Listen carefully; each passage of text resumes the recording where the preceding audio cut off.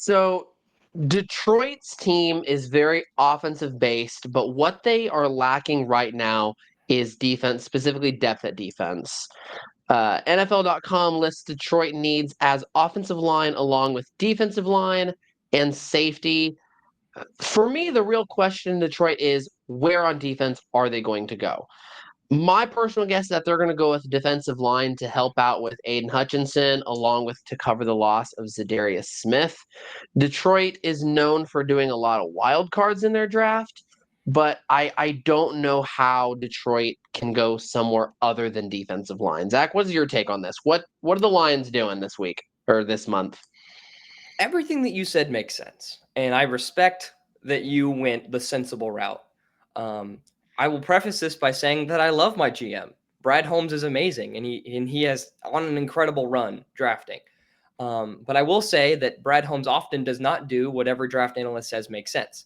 I think that the Lions are going offense in the first round. I think that there's an abundance of offensive talent that's going to fall right into their lap, specifically offensive guard. The Lions lost Kevin Zeitler, who played at an all-pro level last season, and they don't quite have an answer for that. I mean, Graham Glasgow is their left guard, or was their left guard last year, and he played very poorly. And Christian Mahogany was a rookie who was a great filling in, but we don't know if he's a full starter yet. We only saw limited looks at him. So I think the Lions, regardless of whether they bring back a veteran guard, should address offensive guard in this draft. And I think that Tyler Booker from Alabama and Gray Zabel from North Dakota State, both are great options. Booker, high on the grit index. The dude's a stud. He loves to get down and dirty in the trenches. And Gray Zabel was actually coached by the Lions' current tight ends hire in Tyler Roll. So there's a little bit of a connection there. And Gray has talked highly of Tyler, the coach, not you. But I think that He did not talk highly of me. Yeah, he doesn't know who you are. But the offensive guard is definitely a position. I would not be surprised if the Lions went BPA and took a sliding wide receiver like Luther Burden.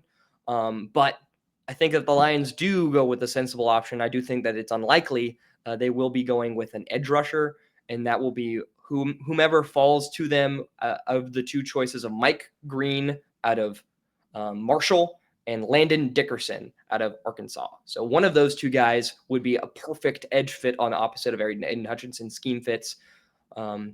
So at 28, the Lions could go any one of those directions.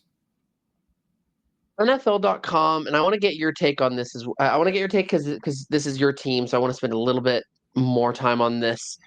NFL.com says one of your needs is also wide receiver. Is there any shot that a first-round wide receiver is going to Detroit this year? Well, yeah, I just said that Luther Burden could very well go to Detroit if he falls. And here's the situation of But is wide that receiver. only him, or is it just Burden? It does depend on who's available, honestly. I mean, the only reason that the Lions selected Terrion Arnold last year is because he fell outside of the top 20. He was never on anybody's radar, but he became the BPA. Lions moved up with Dallas and selected Arnold. Okay, so when you look at the Lions receiver situation, you have St. Brown, Jamison Williams. Those are clear-cut number one guys, but JMO is still on his rookie contract. So extending him is kind of a question of character. Do you want to keep around a guy that's been suspended in two of his 3 seasons in the NFL? I don't know. Maybe the Lions do. But their third receiver is an injury-prone former Bronco, Tim Patrick, who played admirably for them last season, but he does not have many good productive years left in him. So getting his replacement to not only fill in for it if he gets injured again, but to potentially take over that wide receiver 3 role once that 1-year extension of Tim Patrick expires is on the table. And if McMillan from Arizona falls, the Lions will take him. And maybe they'll actually trade up a few spots to get him, because 6'5", 210, that's literally what Tim Patrick is built like. That's who they want in that spot. But I think that Luther Burden is really, really talented and really skilled. And he's been sliding a lot recently because of some route tree concerns. But I think it's very possible the Lions go wide receiver. So essentially, we've mentioned almost every position but quarterback. The Lions could take literally anybody but a quarterback this year. I don't think they'll take a tackle. And I don't think that they'll take a linebacker. Okay. Well, someone else that you guys lost this year was your offensive coordinator. He went to the Chicago Bears, your guys' arch rival. Ben Johnson has the 10th pick in the draft. A lot of people, a lot of mock drafts are looking at Ashton Genty to go to Chicago. If he falls that way, I think it's a no-brainer. Ashton Genty is a Chicago Bear if he falls to 10. If he doesn't fall to 10, I think they could get an offensive line. What do you think? For once, we are in complete agreement. I think that Genty is a stud, bona fide stud. And if a team doesn't trade up to get him ahead of Chicago, Chicago would be foolish to not get him. They need run game support to help Caleb Williams. DeAndre Swift was putrid in the first 8 games of the season. He came into his own a little bit, but that's partly because their O-line is bad. They invested heavily in the O-line for Caleb, and I think putting a talented runner behind that O-line should be their number one priority in the draft. And I do think at 10, Genty should be there. Some mocks have him going to Vegas at 8. I don't know if Vegas is going to do that. I don't think they will do that. So I think that the Bears going Genty is a very high probability. However, if they do go O-line, I've identified Armand Membu from Missouri. He is a pass protecting, he's a better pass protecting than Kelvin Banks, another guy that I've seen in the draft who's kind of falling on everyone's board. So I think Membu is the best tackle in the draft, and I think that he will go to the Bears if Genty isn't there. And I like that for them a lot. That would mean they've changed or they've addressed 4 of their 5 offensive line positions in Chicago. I mean, they've signed a center in Doug Kramer. They signed a guard in Jonah Jackson, and they traded for Joe Thuney from Kansas City. And so taking Membu would mean that they're completely overhauling the O-line. And since Caleb Williams took more sacks, 20 more sacks than any other quarterback in the NFL, it makes total sense. So I could see them going either way. I agree. You mentioned some experts, Mel Kiper being one of those experts. He's got Ashton Genty going to Las Vegas. I do agree with you that if Genty's gone and they go for offensive line, they could get Membu. I also want to throw the name Will Campbell out there. Mel Kiper has him going at pick 13 LSU. to the Miami Dolphins, but he looks at to be the second best offensive guard, still uh, still well worthy of a first round pick. So Bears fans, if Genty is not there, those are the 2 names that I would know about is Membu from Missouri and Will Campbell, a guard/tackle from LSU. Moving on to Green Bay. You said the Bears were our arch nemesis last year just a few minutes ago. I think that it's actually the Green Bay Packers, one of the most storied That's rivalries in fair. football. But I'm going to start off their analysis by saying that the Green Bay Packers are in the black and blue division, and they've got a lot of wide receivers to contend with, whether that's Justin Jefferson of the Minnesota Vikings, whether that's Amon-Ra St. Brown and Jameson Williams, 2,000-yard guys on the Lions, or whether that's DJ Moore on the Bears.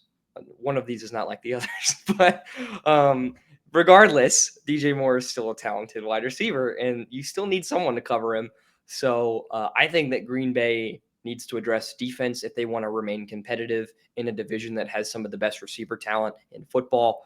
And I have them selecting Siobhan Revel Jr. from East Carolina. If it were not for his injury concerns and an ACL he tore in practice this past college season, I think he would have actually gone before the Packers were selecting because he's so dang talented. But his medicals are a concern.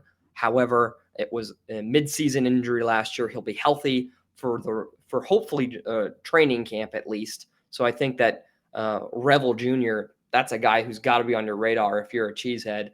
6'2", lengthy man cover corner. He reminds me a little bit of Trent McDuffie, except for taller. He excels in man coverage, but he doesn't necessarily have the ball skills. He only had 3 interceptions in total in college, and that was similar to McDuffie, who did not rack up the interceptions, but was a sticky man cover corner. I love him a lot to the Packers. I absolutely think defense is their number one concern.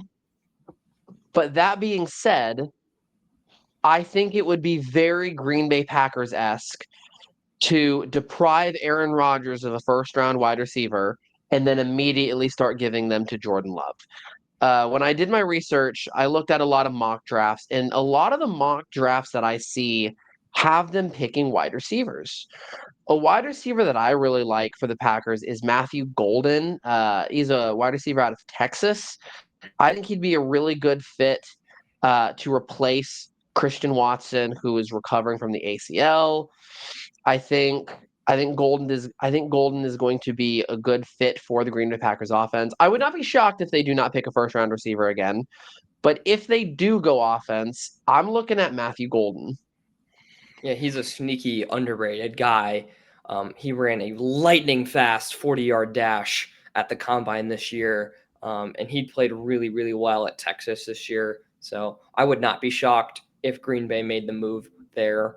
I would also not be shocked if he goes earlier than Green Bay's pick because I like Golden so much. But I agree with Golden's a you. very deep threat as well. Golden was extremely good for Texas on the deep ball last year, and I think that could really help Green Bay's offense as well.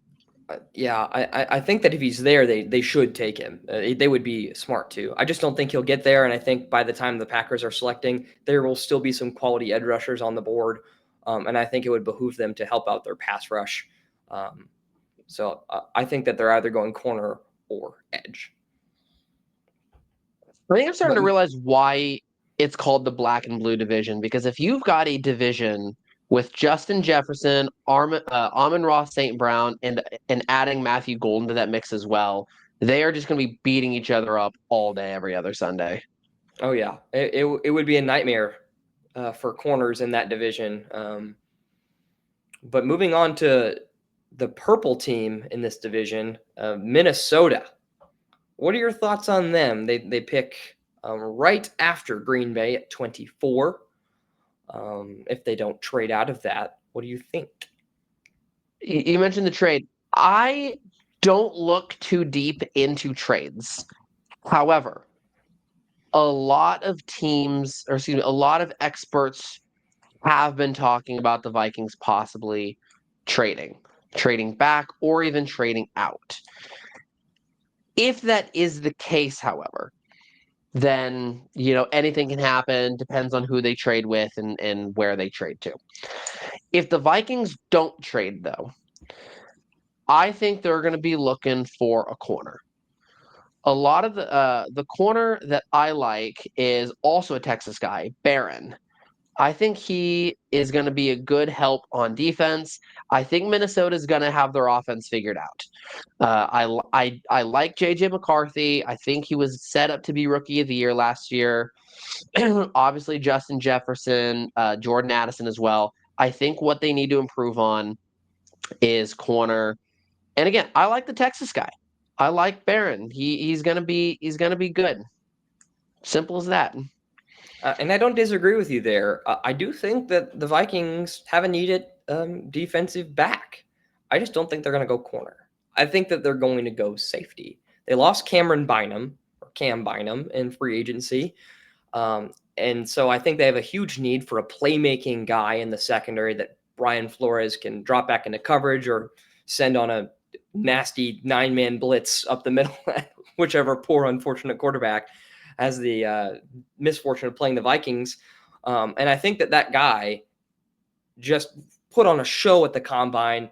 Nick Emanwari, I don't know if I'm pronouncing that right. I hope I am.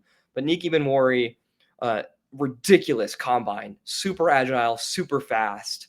I think he's an athletic freak that Brian Flores is going to do some terrible things with, to my lines, if they make that selection. I think they will. A defensive back is a huge weapon and asset for the Vikings. They need that. They have a great front seven, great pass rush with Van Ginkel and all those dudes that they got up there. So defensive back makes a lot of sense, especially when their pass catching room is complete. They don't need anybody else. Addison, Jefferson, Hawkinson, they're good. They don't need anybody else.